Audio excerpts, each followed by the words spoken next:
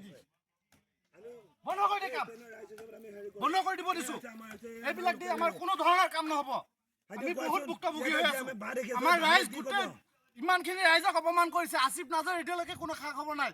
সাংসদ পদত বলৈ এতিয়ালৈকে অহা নাই তাত চকু দেখা নাই নেকি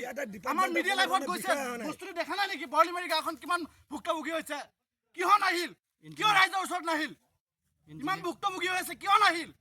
ৰাইজৰ ৰেখা কিয় মাত নুখুলে ইঞ্জিনিয়াৰ এতিয়ালৈকে নাহিলে ৰাতি ৰাতি আহে আসিফ নাজাৰ কিয় নাহিলে ডিপাৰ্টমেণ্টৰ কোনোবা বিষয়া আহিছে নে এবাৰ আহিছিলে আৰু খবৰেই নলয় এতিয়ালৈকে কোনো খা খবৰ আপোনালোকে চাওক ভিডিঅ' প্ৰকাশ দিয়ক বাবিলাক ইয়াত দিয়া সেই তাৰ পৰা লৈ যায়গৈ কি লাভ আছে ইয়াত